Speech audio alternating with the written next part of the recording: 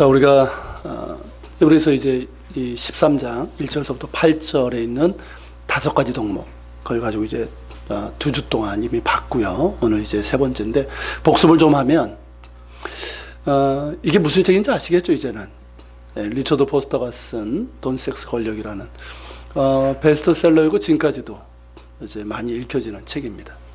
근데 제가 이 책을 소개한 이유가 히브리서 13장에 나오는 5가지 덕목이 이 3가지 범주에 들어가더라고요. 그러니까 리처드 포스터는 히브리서를 가지고 책을 쓴 건 아닌데 그 범주가 여기에 딱 들어가요. 그래서 우리가 이제 나누고 있는 이렇게 이제 나눠봤잖아요. 그래서 우리가 권력에 들어갈 수 있는 게 첫째, 둘째, 셋째 이 덕목이고 섹스 넷째, 그리고 5째는 돈, 이렇게 이제 분류를 할 수가 있습니다. 우리가 이제 첫 번째, 두 번째 이미 나눴죠. 그러니까 우리에게 주어진 힘이 있어요. 누구나 힘이 있습니다. 그 힘을 가지고 어떻게 쓰라? 형제 자매를 사랑하는 데 쓰라. 이건 특별히 공동체죠. 이 신앙 공동체 안에서 서로를 사랑하는 데 그 힘을 쓰라라는 거예요. 그리고 두 번째는 손님 대접하기를 잊지 말라. 뭐 우리나라도 전통적으로 손님 대접하는 게 덕이지만 여기서 손님은 사실 구약 성경에서 나그네를 얘기하는 거고, 나그네는 뭡니까? 사회적인 약자죠. 그러니까 사회적인 약자들을 무심하지 말라는 거죠. 그들을 돕고 그렇게 섬기는 자들이 되라는 거예요. 그런데 힘을 쓰라는 거예요. 그리고 오늘 이제 세 번째입니다. 세 번째 덕목인데 뭐라고 말씀하고 있습니까? 뭐라고 말씀하고 있죠? 너희도 함께 갇힌 것 같이 갇힌 자를 생각하고 너희도 몸을 가졌은즉 학대받는 자를 생각하라. 자, 갇힌 자를 생각하고 학대받는 자를 생각하라고 명령하고 있어요. 자, 그렇다면 감옥에 갇힌 자, 학대받는 자는 누굴까요? 네, 감옥에 갇힌 자들 많아요. 박해받는 자들도 많고. 모두를 얘기하는 걸까요? 그렇잖아요. 이건 어떤 사람들이냐면, 자, 히브리서가 쓰여질 당시를 생각해 보면, 자, 그 당시에는 뭐가 있었습니까? 박해가 있었죠. 그러니까 신앙적인 박해가 있었단 말이에요. 그러니까 이 감옥에 갇힌 자들과 박해받는 자들은 예수님을 믿는다는 이유 때문에 핍박을 받고 감옥에 갇히고 박해를 받았던 그 사람들을 얘기하는 거예요. 그들을 생각하라는 거예요. 그런데 어떻게 생각하라? 너희도 함께 같이 갇힌 것 같이 갇힌 자를 생각하고 너희도 몸을 가졌은즉 학대받는 자를 생각하라는 거예요. 여러분, 이 부분 뭐 그렇게 어려운 구절은 아닌데 이걸 현대어 번역으로 읽으면 어떤지 아십니까? 여기 표준세 번역 성경이에요. 한번 읽어볼까요? 감옥에 갇혀있는 사람들을 생각하되 여러분도 함께 갇혀있는 심정으로 생각하십시오. 여러분도 몸이 있으니 학대받는 사람들을 생각하십시오. 자, 유진 피터슨 목사님의 그 메시지 성경으로 읽어봅시다.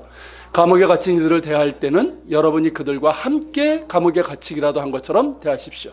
학대당한 이들을 보거든 그들에게 일어난 일이 여러분에게도 일어난 것처럼 대하십시오. 이제 어떤 의미인지 분명히 다가오시죠. 그저 생각하라는 게 아니에요. 아, 누가 감옥에 갇혀있지? 뭐 이게 아니라 어떻게? 마치 내가 그들과 함께 감옥에 갇혀있는 것처럼 그들을 생각하고 내가 그들과 함께 학대를, 이 박해를 받는 것처럼 박해받는 자들을 생각하라는 거예요. 여러분, 여기서 강조되고 있는 단어가 둘이 있습니다. 그게 뭘까요?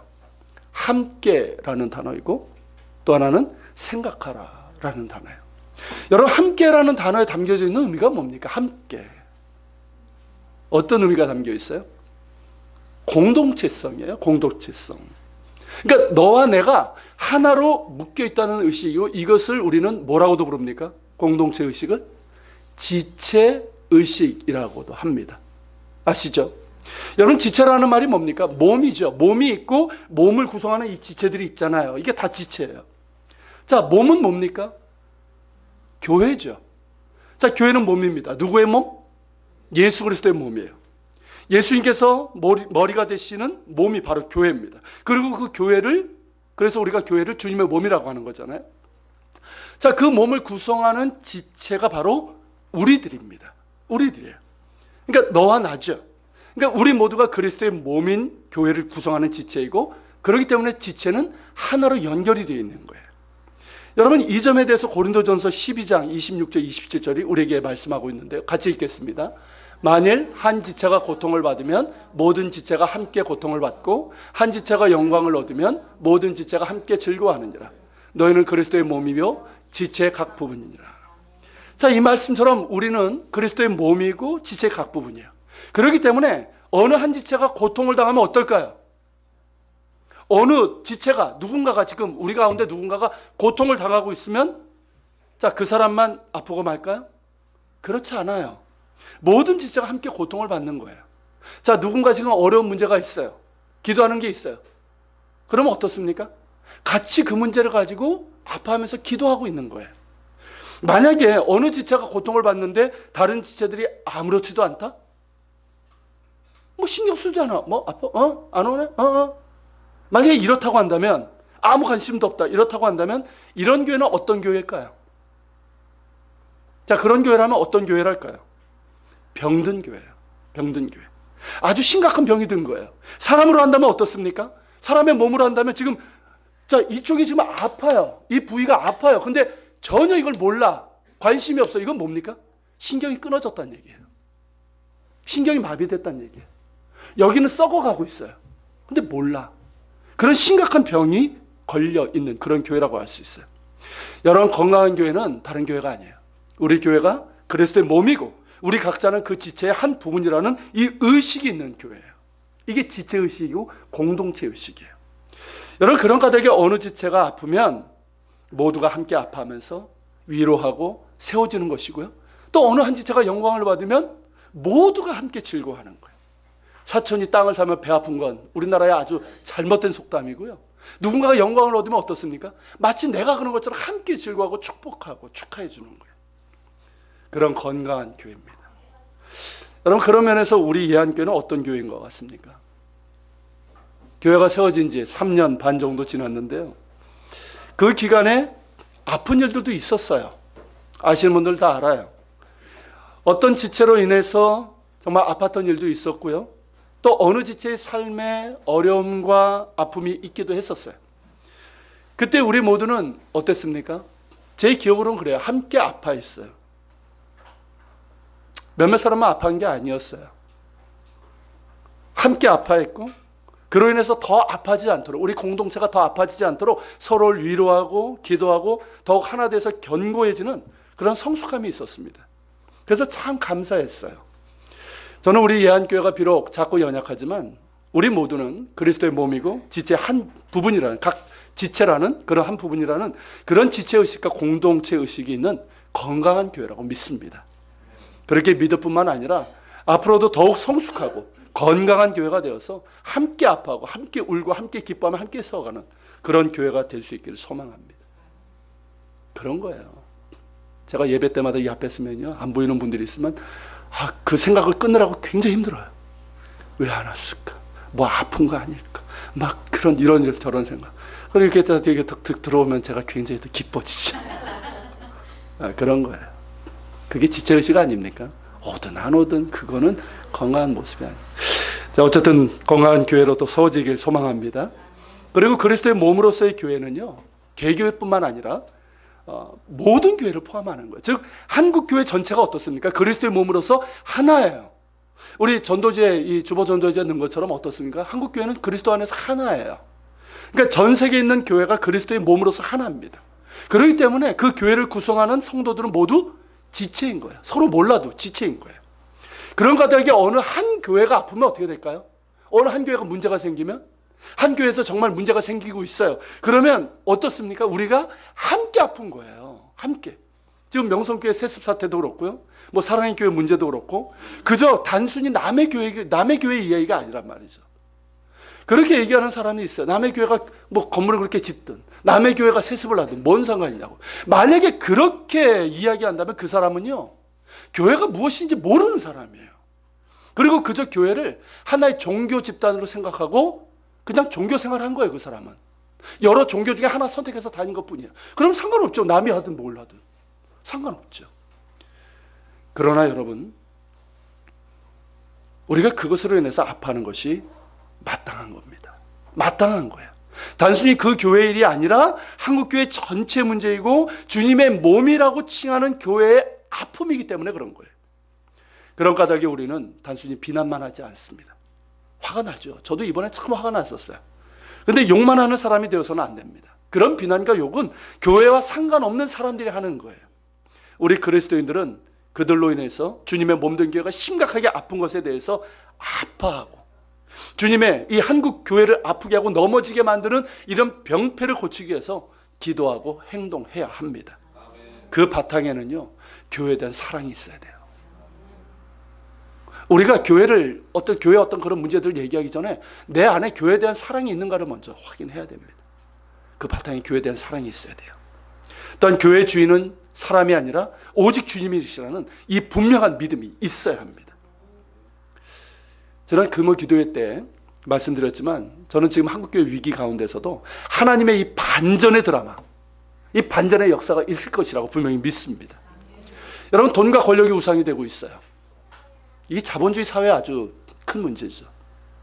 그리고 그것을 아들에게 물려주는 이 탐욕으로 인해서 한국교회가 큰 아픔 가운데 있지만, 여러분 중세 카톨릭 교회 아시지 않습니까?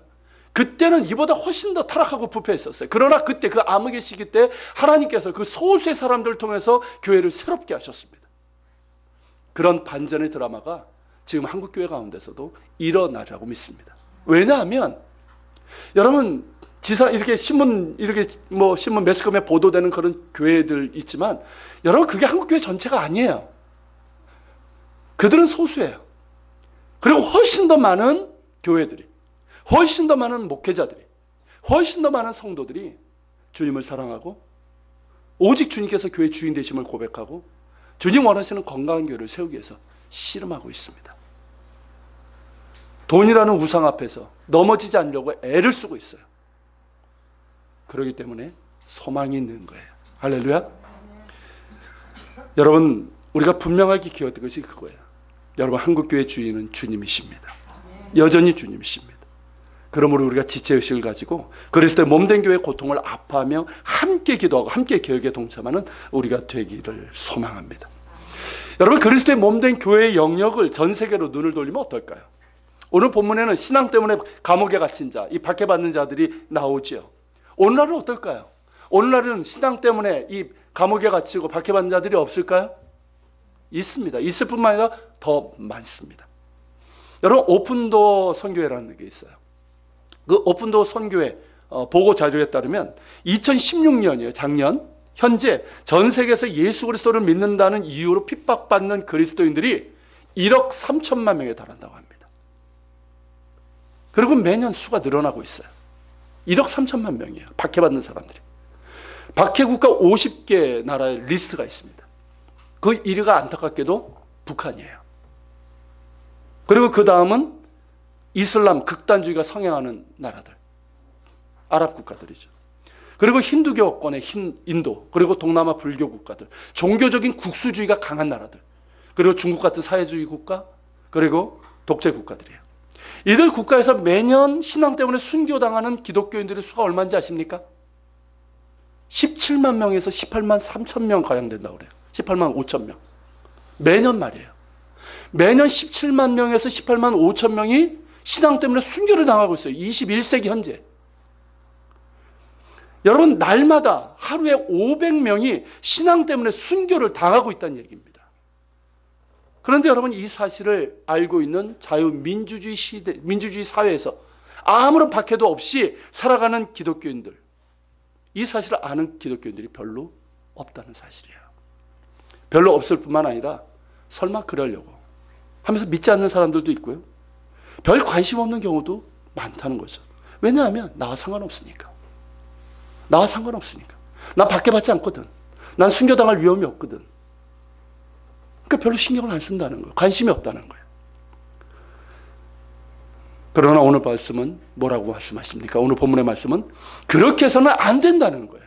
그렇게 해서는 안 된다는 거예요. 갇힌 자들을 생각하고 박해받는 자를 생각하라는 거예요. 그냥 생각하는 것이 아니라 너희가 함께 그들과 함께 감옥에 갇힌 것처럼 그들을 생각하고 너희가 그들과 함께 박해를 받는 것처럼 그렇게 박해받는 자를 생각하라는 거예요. 여러분, 생각하라고 했어요. 여러분, 생각하라는 이 단어, 이 함께라는 단어와 함께 강조되고 있는 건데, 여러분, 생각한다는 것은 무엇을 의미하는 겁니까? 생각한다? 내일처럼 생각하라는 거예요. 내일처럼. 즉 남의 일, 남의 나라 이야기처럼 무심하지 말고 내 일처럼 생각하고 내가 살아가는 이 땅에서 일어나는 일처럼 생각하라는 거예요. 또한 그 사람의 입장에서 생각하라는 거죠. 여러분 그거 아십니까? 누군가를 우리가 사랑하고 이해하기는 출발점은 뭐냐면 상대방의 입장에서 생각하는 거예요. 맞죠? 상대방의 입장에서 이해하려고 하고 내 일처럼 생각하는 거. 거기서부터 사랑이 시작되는 거예요. 여러분 그것을 우리에게 명령하고 있는 거예요. 만약 우리가 지금도 이 신앙 때문에 감옥에 갇히고 박해를 당하고 순교당하는 그리스도인들을 내 일처럼 생각하고 그 사람들의 입장에서 생각한다면 어떨까요? 여전히 무심할까요? 여전히 뉴스에서 IS 같은 이들에게 살해당하고 있는 그 장면들 보잖아요. 우리가 그 장면을 보면서 끔찍해하는 수준으로 끝날까요? 저런 나쁜 놈들 하면서 그냥 끝날까요? 그렇지 않을 거예요. 남의 일처럼 여기지 않을 거예요. 내 일처럼 생각한다면 절대 그럴 수 없습니다. 우리는 신앙 때문에 감옥에 갇히고 순교당하는 나라에 살지 않고 있습니다. 그것에 대해서 우리가 감사하지만 지금도 박해와 순교를 당하는 그리스도인들이 있다는 사실을 우리가 잊어서는 안 돼요. 그들을 위해서 기도해야 됩니다. 기도해야 돼요. 여러분 그리고 그들을 실제로 도울 수 있는 방법도 우리가 찾아야 할 것입니다. 그리고 무엇보다 기독교를 박해하는 나라들의 복음이 들어갈 수 있도록, 복음으로 그 땅이 변화될 수 있도록 우리가 선교를 해야 될 것입니다. 그런 면에서 우리 교회가 이스라엘 회복을 위해서 기도하고 이슬람과 북한 선교 그리고 인도 선교를 위해서 기도할 수 있다는 건 정말 축복이라고 생각을 합니다.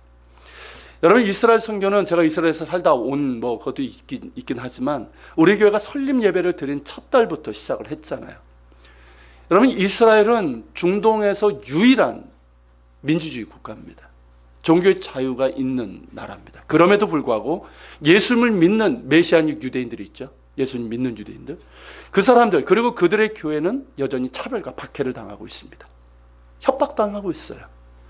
또 불지르는 경우도 있고요. 또한 아랍 크리스천들이 있습니다.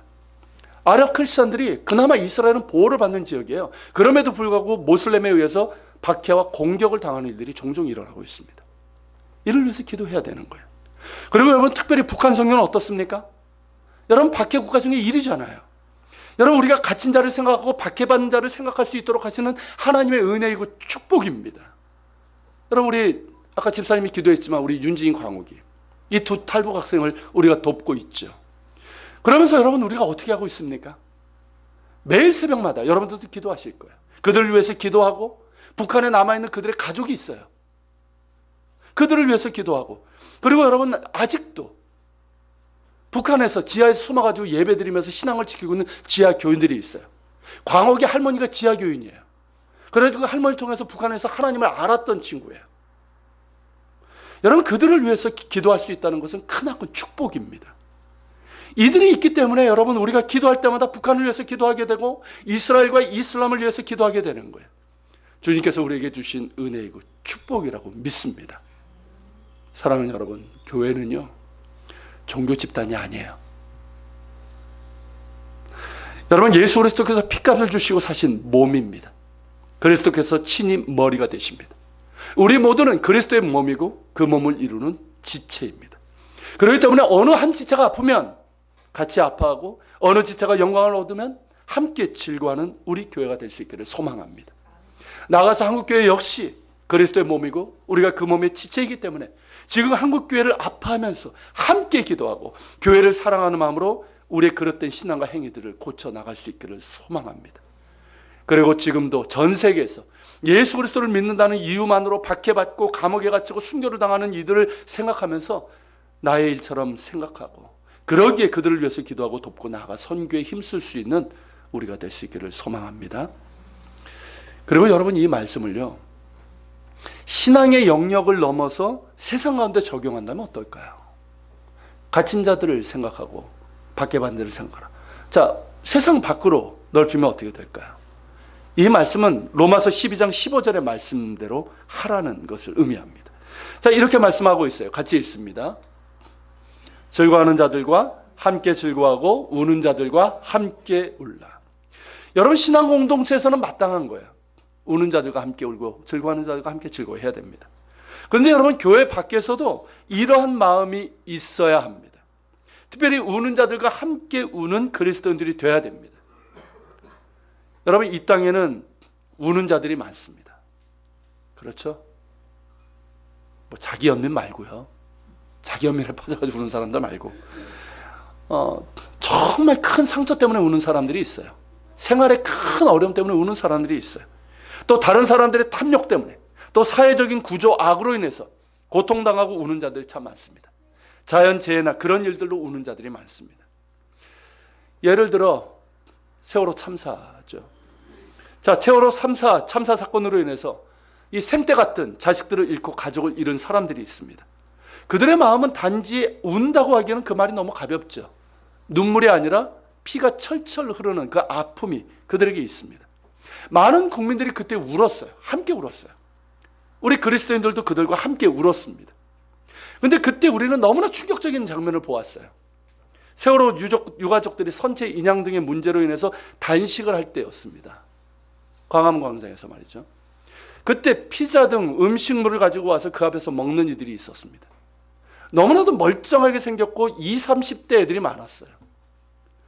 그 뉴스를 이렇게 보면서 참 화가 났지만 너무 큰 충격을 받았어요. 사람이 어떻게 저럴 수 있냐 하는 것이죠. 저런 심성을 가졌다면 과연 사람에 대한 어떤 가치, 소중히 여기는 마음이 있을까 하는 그런 생각이 드는 거예요. 너무 충격이었고 화가 났고, 한편은 어쩌다가 저렇게 됐나, 어쩌다가 저렇게 영혼이 병들게 되었나 하는 그런 안타까움까지 들었어요. 그들뿐이었습니까? 단지 해상 교통사고로 죽은 건데 왜 국가가 보상해야 되냐는 이야기가 들리기 시작했습니다. 살아남은 학생들이 왜 교육적인 혜택을 받아야 되냐며, 실제로 받은 거 별로 없거든요. 그런 항의하는 소리들이 들렸어요. 이제 그만하라고, 지긋지긋하다고 하는 이들이 있었습니다. 어느 누구도 책임지는 사람이 없었고 아직도 그 아픔이 그대로 남아 있습니다. 그런데 세월호 3사를 하나님이 대한민국을 치려니 안 되겠고, 그래서 아이들을 치신 것이라고 막말을 해댄 목사가 있었어요. 지금 세습 사태의 장본인이죠. 포항 지진 사태 때도 종교인 과세를 시행하려고 하니까 하나님이 심판하신 것이라는 말도 안 되는 말을 해대는 이가 있었습니다. 참 부끄럽고 안타까운 일이에요. 한탄스럽습니다. 여러분, 적어도 우리가 예수 믿는 사람들이라면, 정말 우리가 예수님을 구주로 믿는 것이 맞는다면 그런 말 해서는 안 되는 거예요. 우리가 해야 될 것은 그저 우는 자들과 함께 우는 것입니다. 그들을 위로하고 그들을 돕고 그들의 친구가 되는 거예요. 남의 일처럼 생각할 것이 아니라 내 일처럼, 마치 내가 내 아이를 잃은 것처럼 생각하고 위로하고 도와줘야 되는 거예요. 그때 저희 부부는 당장 큰애가 생각났어요. 비슷한 연령이니까. 끔찍한 거예요. 여러분, 예수님께서 우리에게 매우 중요한 두 가지 말씀을 하셨습니다. 그 첫째는 마태복음 25장에 나옵니다. 자, 주님께서 다시 오실 때 얘기하시는 거예요. 주님께서 다시 오실 때 모든 민족들을 둘로 나누실 것입니다. 목자가 염소와 양을 나누듯이 모든 사람을 오른편, 왼편은 나누실 거예요. 그리고 주님께서 오른편에 있는 사람들에게 이렇게 말씀하십니다. 내가 굶주릴 때 너희가 먹을 것을 주었고, 내가 목마를 때 마시게 했고, 내가 나그네 되었을 때 영접했고, 내가 헐벗었을 때 옷을 입혀주었고, 내가 병들었을 때 돌봐줬고, 내가 감옥에 있을 때 와서 보았다. 너희가 그랬다 말씀합니다. 그래서 오른편에 있는 자들이 묻죠. 언제 우리가 그랬냐는 거예요. 언제 우리가 그랬냐는 거예요. 우리는 주님께 그렇게 해본 적이 없다는 거예요. 맞아요. 그런데 주님께서 뭐라고 하십니까? 그때 하신 말씀이 뭡니까? 바로 이 말씀이에요. 같이 읽습니다. 임금이 대답하여 이르시되 내가 진실로 너희에게 이르노니 너희가 여기 내 형제 중에 지극히 작은 자 하나에게 한 것이 곧 내게 한 것이니라. 여러분, 지극히 작은 자가 뭡니까? 작게는 우리 공동체에서 작은 자들이 있어요. 어려움에 있는 자들, 그리고 사회적인 약자들 얘기하는 거예요.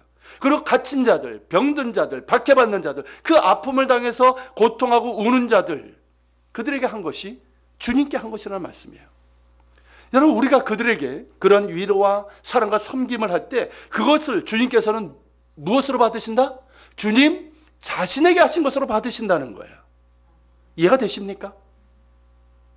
우린 주님께 한 게 아니잖아요. 우린 작은 자에게 한 거예요. 근데 주님께서는 그걸 보시고 이건 나에게 한 거야, 그렇게 여기신다는 거예요. 그러면서 하신 말씀은 뭡니까? 너희가 영생에 들어가는 상급을 받을 것이다. 여러분, 주여 주여 하는 자마다 천국에 들어가는 것이 아니라는 말씀이에요. 주님 말씀처럼 작은 자를 사랑하고 행하는 자, 그들이 천국에 갈 수 있는 자격이 있습니다. 그리고 여러분 두 번째 말씀이 뭡니까? 누가복음 10장의 말씀이죠. 이때 어떤 율법 교사가 예수님께 찾아옵니다. 내가 무엇을 하여야 영생을 얻으리까? 그런데 예수님께서 뭐라고 하십니까? 자, 율법에 뭐라고 써 있니? 묻습니다. 그래서 율법 교사는 그럽니다. 율법에 보니까 내 마음을 다하고 뜻을 다하고 목숨을 다하고 하나님을 사랑하고 내 이웃을 내 자신같이 사랑하라 하는 이것입니다. 정답이죠. 예수님께서도 옳다 하시고 그대로 행하라고 하셨어요. 그러면 네가 살리라. 그러자 이 율법 교사가 어떡합니까? 우쭐하게 되죠. 기분이 업됐어요. 그러니까 자기를 옳게 보이려고 예수님께 묻습니다. 그러면 누가 나의 이웃이 되겠습니까? 내 이웃을 내 몸같이 사랑하라. 이게 주의 말씀이잖아요. 그러니까 나의 이웃이 누굽니까? 묻습니다. 그때 예수님께서 한 비유를 드셨죠. 그게 바로 선한 사마리아인의 비유입니다. 매우 유명한 이야기입니다. 굿 사마리탄. 자, 어떤 사람이 유대인이에요. 유대인 어떤 사람이 예루살렘에서 여리고로 내려가다가 강도를 만납니다. 그래서 다 뺏기고 매를 맞아가지고 거의 죽게 되었어요. 자, 얼마 후에 제사장이 지나갑니다. 근데 어떻게 합니까? 지금 예배 시간 가야 돼요. 늦었어요. 그냥 지나갑니다. 자, 레위인이 지나갑니다. 어떻습니까? 그 역시 피해서 지나갑니다. 이 사람이 이제 정말 죽을 지경이 됐어요. 근데 그때 마침 누가 지나갑니까? 사마리아인이 지나갑니다. 이 사람은 어떻게 합니까? 그 사람에게 응급처치를 합니다. 그 당시를 응급처치를 하는 거예요. 기름을 바르고 상처를 싸매주고 응급처치를 합니다. 그리고 그 사람을 나귀에 태워가지고 주막으로 데려가서 이 사람을 잘 돌봐달라고, 모든 비용을 내가 다 지불하겠다고, 실제로 돈을 주고 또 부족하면 갔다 와서 내가 일 보고 와서 다시 하겠다고 합니다. 이것이 비유의 내용이에요. 그런데 예수님께서 율법교사에게 뭐라고 하십니까? 네 생각에는 이 세 사람 중에 누가 강도 만난 자의 이웃이 되겠느냐? 여러분들이 대답해 보세요. 누가 강도 만난 사람이 이웃입니까? 맞아요. 율법교사도 그렇게 얘기했어요. 자비를 베푼 자입니다. 그러자 예수님께서 뭐라고 하셨습니까? 마지막 말씀이에요. 너도 이와 같이 하라. 이거예요. 너도 이와 같이 하라. 여러분, 율법교사의 질문은 뭐였습니까? 누가 나의 이웃입니까? 하는 거예요. 이 질문에는 뭐가 있는지 아십니까? 자기 의가 깔려 있어요. 내가 베푸는 거예요. 쉽게 얘기하면 우리가 참 쉽게 하는 거죠. 자기 의가 깔려 있어요. 그리고 내가 선택적으로 사랑하겠다는 차별이 담겨 있어요. 그러나 여러분, 예수님의 말씀은 어떻습니까? 차별 없이, 아무런 조건 없이 강도 만난 사람이 있다면 그의 이웃이 되라는 거예요. 만일 내가 선택적으로 돕고 차별적으로 대한다면 어찌 강도 만난 사람이 이웃이 될 수 있겠습니까? 그런데 여러분, 이것이 율법 교사만의 생각일까요? 혹시 우리의 생각도 그런 것 아닐까요? 우리 역시 나의 이웃이 누구인지를 제한하지는 않습니까? 나와 친한 사람, 내 이웃이죠. 내가 좋아하는 사람, 나에게 도움을 주었던 사람, 도와주면 뭔가 돌아올 것이 있을 것 같은 그런 사람인지는 아닌지, 그렇게 헤아려 보고 우린 제한하는 것 같습니다. 그러나 예수님은 뭐라고 하십니까? 그것이 아니라고 하시는 거예요. 그것이 아니다. 너도 이와 같이 하라. 너도 강도 만난 자의 이웃이 되라고 하십니다. 여기에는 차별도 없고 자기 의를 가지고는 할 수 없어요. 내가 어떤 선심 베푸는 게 아니에요. 이거는 나와 아무런 관계가 없더라도 그리하고, 심지어 나와 관계가 좋지 않고 싫어하는 사람이라 할지라도, 여러분, 유대인과 사마리아인의 관계가 어떤지 아시잖아요. 서로 앙숙 관계였어요. 원수 관계였어요. 근데 그런 관계라 할지라도 그 사람이 고통 가운데 있으면, 피를 흘리고 죽어가고 있으면 그 사람에게 도움을 주는 이웃이 되라는 거예요. 어떻습니까, 여러분? 이것이 우리가 우리의 주님으로 믿는 예수님께서 하신 말씀이에요. 그렇다면 우리가 어찌해야 될까요? 마땅히 주님의 말씀대로 행해야 되지 않을까요? 그것이 정말 예수 믿는 사람의 모습이 아닐까요? 사랑하는 여러분, 주님 말씀처럼 그렇게 사랑합시다. 그것이 마땅합니다. 그리고 이렇게 형제를 사랑하고 나그를 대접하고 갇힌 자, 박해받는 자를 생각하고 기도하고 돕는 것이, 여러분, 이것이 우리의 경건과 관련되어 있다는 거예요. 야고보서 1장 27절의 말씀입니다. 같이 읽습니다. 하나님 아버지 앞에서 정결하고 더러움이 없는 경건은 곧 고아와 가부를 그 환난 중에 돌보고 또 자기를 지켜 세속에 물들지 아니하는 그것이니라. 여러분, 우리가 경건하다 이런 말 많이 하죠. 경건이 뭡니까? 하나님 앞에 정결하고 더러움이 없는 경건은 뭡니까? 그냥 말을 경건하게 하는 겁니까? 목소리 굵게 깔고 주님께서 뭐 이런 그런 겁니까? 그렇게 신앙적인 말 하면 그게 경건입니까? 아니면 주일 성수하고 11조하고 교회 봉사하는 것 이런 것 경건, 이러면 경건이라고 할 수 있을까요? 귀한 덕목이고요, 마땅히 해야 되는 것이지만 그것을 했다고 해서 경건이라고 할 수 없습니다. 참된 경건은 뭐냐면, 즉 하나님 앞에서 정결하고 더러움이 없는 경건은 뭐냐면 고아와 가부, 즉 사회적인 약자잖아요. 강도 만난 자들이에요. 그들을 환난 중에 돌보는 거예요. 주님 말씀처럼 그들에게 실제로 사랑을 베푸는 거예요. 이거에 사랑하는 거예요.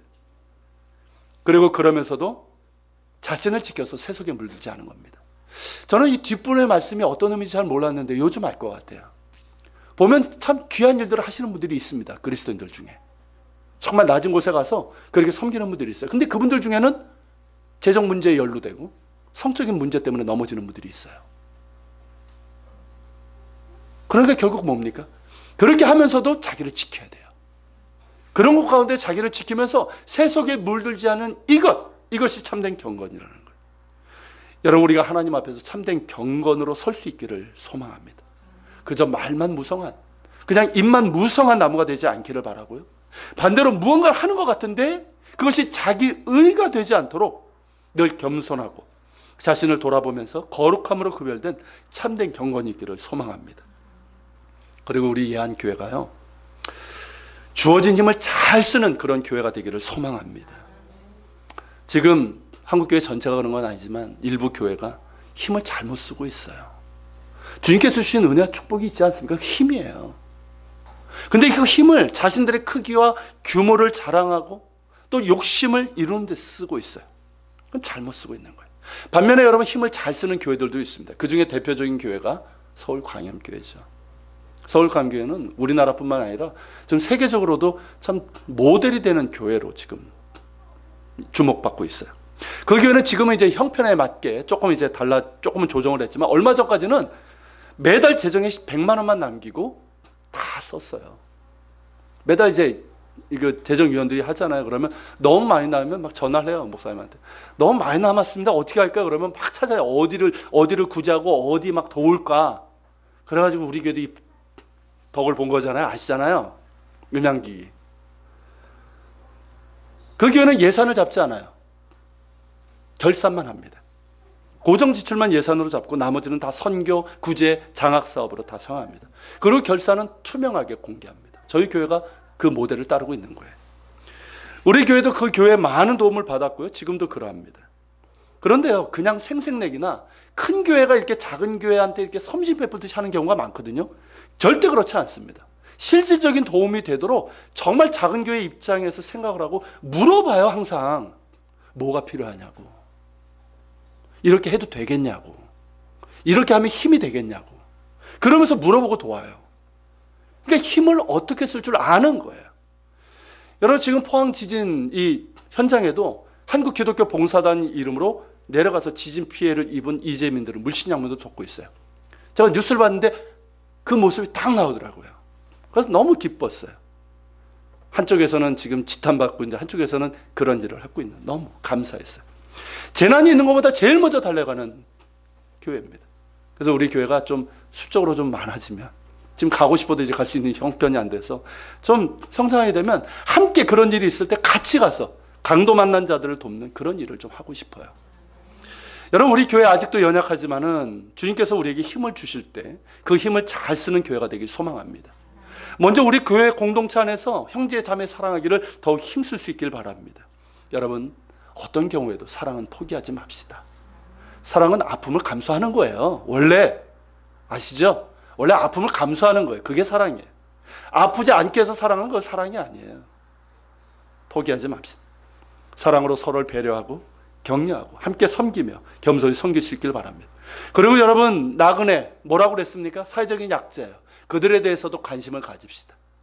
우리가 풍요롭지만 그 풍요로움을 못 누리는 사람들이 너무 많아요. 그들에게 우리가 작을지라도 우리가 간식하고 도울 수 있기를 바랍니다. 그리고 우리 교회가 그렇게 나그네 사회적인 약자를 도울 수 있는 그래도 작은 힘이라도 있어서 저는 참 감사해요. 아시겠지만 우리 교회 가끔 찾아오는 분들이 있습니다. 그 중에 한 형제가 있어요. 몇 번 와서 여러분 아실 거예요. 건강도 굉장히 안 좋고 아직 30대 중반의 청년입니다. 그때마다 이제 몇 번 도움을 줬어요. 그러니까 막 술 먹고 이런 친구가 아니에요. 이 친구는 정말 이제 여러 가지 좀 상처도 많고. 근데 지금 이제 부산 쪽에서 지금 동생과 같이 있는데, 동생도 이제 좀 생활이 어려운지 지금 약을 먹고 있는데 약 먹는 게 좀 어렵다고 몇 번 전화가 왔어요. 근데 말을 쉽게 하지 못하는 거 빙빙 도는 거예요. 뭐 목사님 평안하시지요. 이게 말도 배웠어요. 교회 용어로 평안하시지요. 교회도 뭐 평안하시죠. 말을 빨리 못 꺼내요. 근데 이제 결국 그 얘기예요.